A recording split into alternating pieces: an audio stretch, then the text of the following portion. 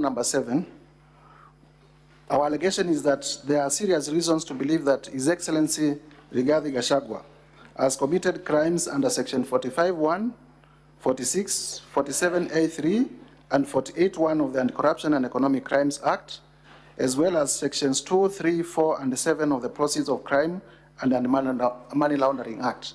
And in short, during the short period that I was doing research on this motion, I have come across properties that are registered in the name of the Deputy President or in the name of his children or other proxies that run cumulatively to a value of about 5.2 billion. And there is no clear trace of where the monies to purchase those properties came from, and therefore, under the Anti-Corruption and Economic Crimes Act, qualify to be unexplained assets. Number 2, I have also listed companies that are associated with the Deputy President, 22 of them. And these companies, you look at the objects and purposes, they are all the same. And it is our theory and our evidence that these companies have been used for money laundering. Similarly, I have also listed companies that have been transacting with the office of the Deputy President, the office held by the Deputy President, His Excellency Rigathi Gachagua, with tremendous respect. And they are being paid from that office, and we have laid ground for serious reasons to believe that these companies are actually conduits for corruption, and that political responsibility, even when he's not the accounting officer, rests with the highest holder of that office. And that is the case we are making here. And we shall be showing the connection between the properties and His Excellency Rigathi Gachagua. And in a case of unexplained assets, it is upon the person to show where they actually got the money to buy the assets.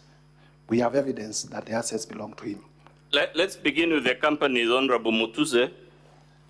You said you have attached Form CR12 to your motion.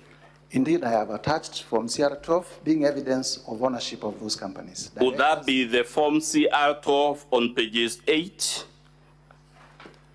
all the way to 32 of Volume 2A? Indeed, yes. Honorable Speaker, it's Volume 2A, pages 8 to 32.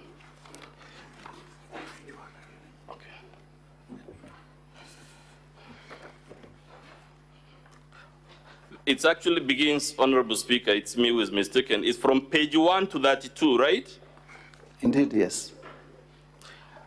And because we are stressed for time, sir, does this document show in black and white that the majority of these companies, the directors and shareholders, are either the Deputy President or his sons or his spouse? Yes, they do, and senators will have opportunity to look at the Form CR12s. Many of them are under 2 weeks old, so they are very recent. Let's go to the question of the purchase and of... You can also independently confirm from the e-Citizen portal, it is only 650 shillings to do as a company search.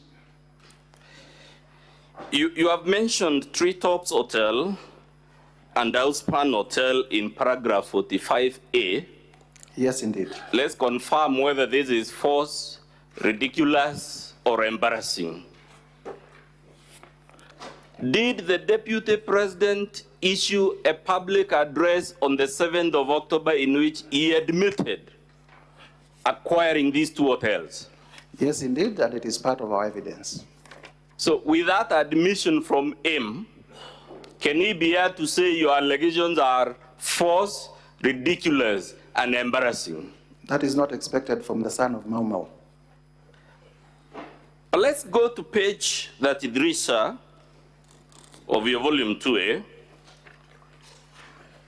Mr. Speaker, sir, I've been patiently waiting and restraining myself from raising. Pause the time for the National Assembly, please. Proceed, Council. I've been constraining myself when listening to the proceedings, and Council is testifying instead of the witness testifying. Number 2, he's asking leading questions in examination in chief, and Council understands the rules of examination. A case in point, you're very general. A case in point? The Hansons, Mr. Speaker, sir, will bear us witness, and the Senate is a custodian of the Hanson. Council, I'm very alert. Any leading questions before even you take your feet, I'll be able to object to it. I'm very alert to that. Proceed, Council. Much obliged, Mr. Speaker. Let's go to page 33, sir. What is that document? On volume 2A? On page 33, this is a discharge of charge between Wayne Holdings Limited and Aberdare Safari Lodges Limited. Yes. Drawn by the firm of Hamilton, Harris, and Matthews. On page 34, what is given as the amount of the loan being discharged? The loan being discharged is 143,885,042 shillings. Please confirm this loan is being discharged as of 30th October 2023. Yes, the loan is being discharged as at of 30th October 2023. And the loan was to Aberdare Safari Hotels Limited. Would that mean this hotel was indebted before the Deputy President acquired it? It was in evidence. To what amount? 143,885,042 shillings. Let's go to page 37.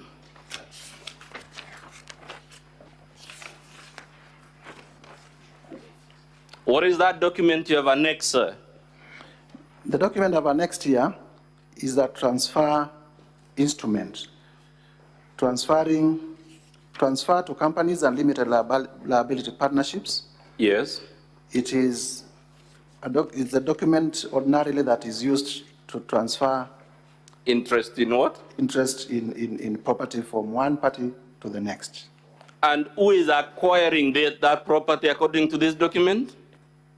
The property, as at this time, belonged to Aberdare Safari Hotels Limited and is being transferred to Crystal Kenya Limited. Is Crystal Kenya Limited a company linked to the Deputy President? Yes, indeed, and we have annexed the form CR12. In which page? The form CR12 is on page 23 of our Volume 2A. of our volume 2A. Who are given as the directors there? The directors are one Keith Ikino Rigathi. Who is that? That is a son to Honorable Rigathi Gachagua. Yes. And the second director is Kevin Gachagua Rigathi, Yes. also a son. Now let's go back to 37. As the Deputy President in his response explained, where he got more than $500 million shillings, and to be precise, 535 million to acquire this hotel. To begin with, the consideration for this transfer was Kenya shillings 535 million, and this needs to be added to the loan of 143 million. Yes. Cumulatively. Yes. So that you get the value, because the value of in terms of what was the purchase. Yes. In his response, and I have seen it, the Deputy President alludes that he got a loan of 600 million, that when he became Deputy President, he used to run this company called Crystal, but when he became Deputy President, he gave it to his children to run it. And he goes further to say that he got a loan of 600 million from the Credit Bank of Kenya. Has he actually placed before this Senate evidence of the disbursement of any such loan?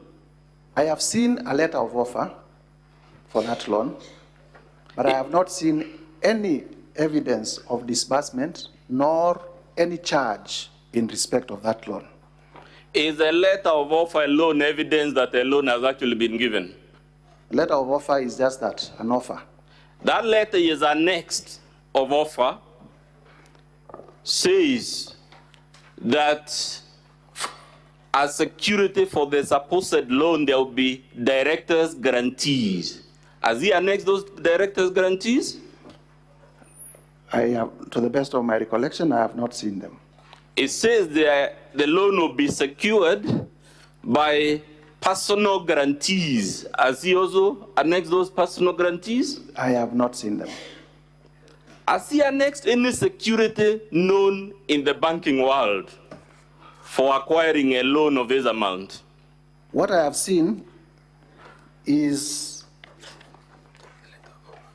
what I've seen in the letter of offer is at, I'm looking at it, is in terms of the lien and set-off at Yes. page 132 or 534, is that lien and set-off of a fixed Please deposit. say which volume you're referring to on the page so that the Senate will work with you. Council, the senators would wish to know where the letter of offer is contained. Which volume? The letter of offer, and what- Mr. Speaker, Which page?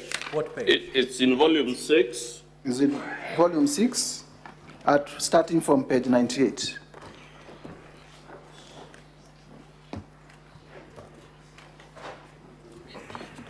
Yes, walk us through that letter of offer. So there is a letter of offer, meaning there was an application for a loan. And this is to the directors of Crystal Kenya Limited. Crystal Kenya Limited is the company that is acquiring Aberdare Safari lodges.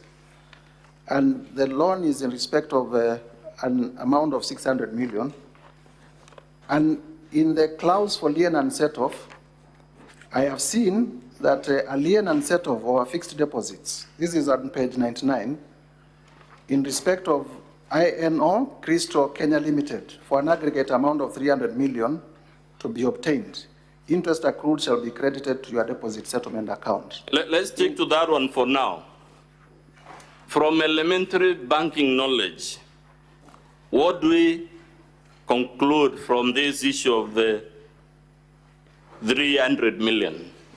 My understanding is that the account held at the bank had 300 million shillings in cash, and that that amount was going to be part of the security for the loan. So it means the deputy president or his sons had already cash in that account of 300 million shillings. Yes, which is also an asset that we are counting in accumulating the 5.2 billion. Now let's count that, sir, 300 million, 535 million, and the 143